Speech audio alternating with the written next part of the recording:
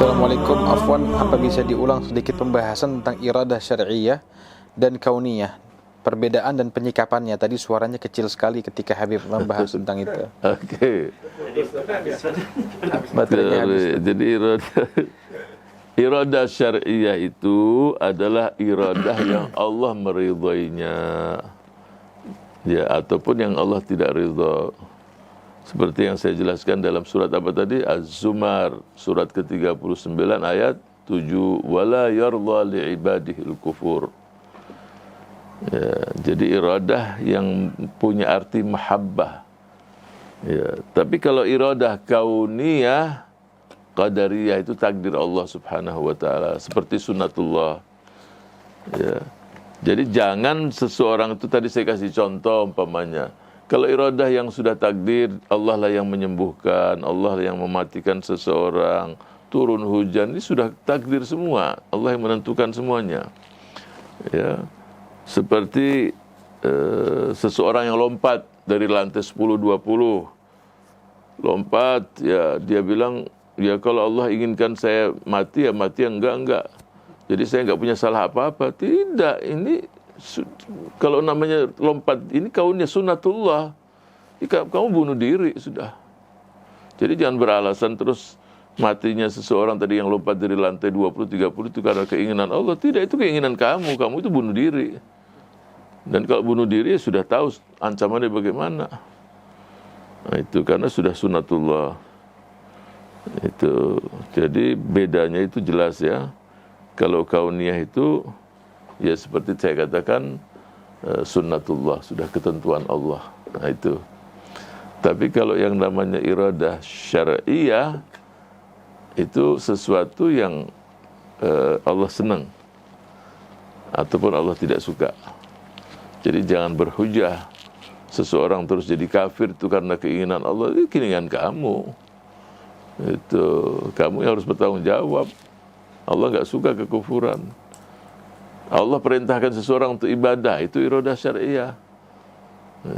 Sehingga saya katakan tadi bisa bergabung dua-duanya. Kauniyah, syar'iyah, dan kauniyah jadi satu. Apa contohnya? Dia beriman sama Allah. Dan terakhir juga, dia meninggal dengan husnul khatimah. Udah, dua-duanya dapat. Takdir dia ya husnul khatimah. Dan dia melaksanakan perintah Allah Subhanahu wa ta'ala.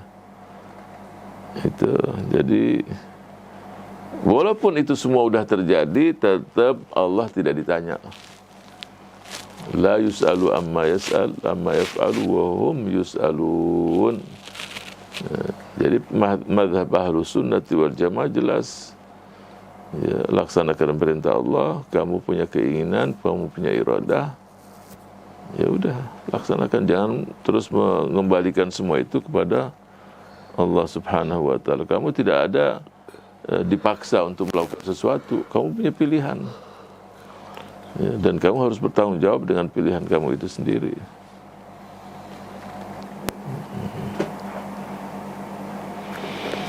Lanjut.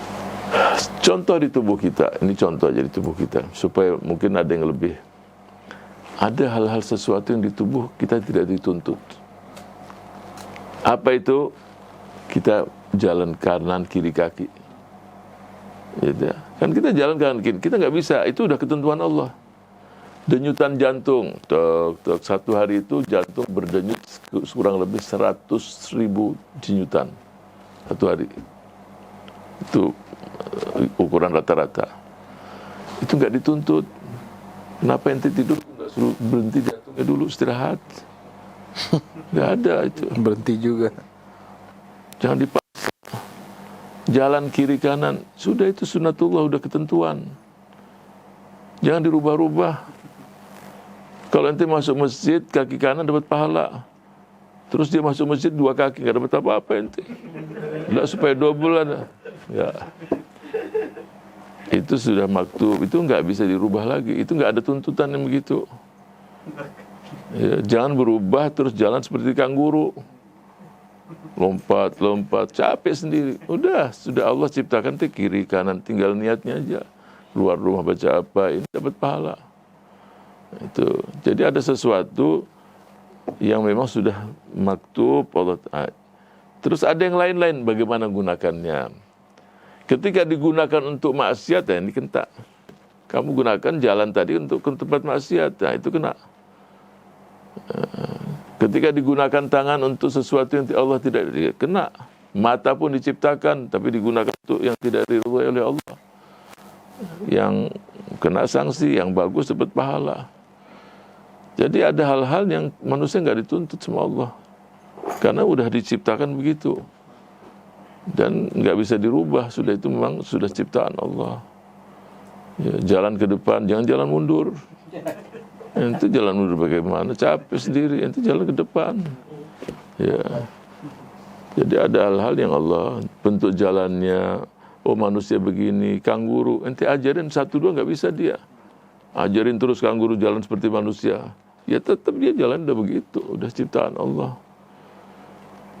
Ya, ada hal yang memang manusia tidak ada, tapi ada ketika digunakan untuk yang bagus ya dapat gaya, dapat sanksi demikian.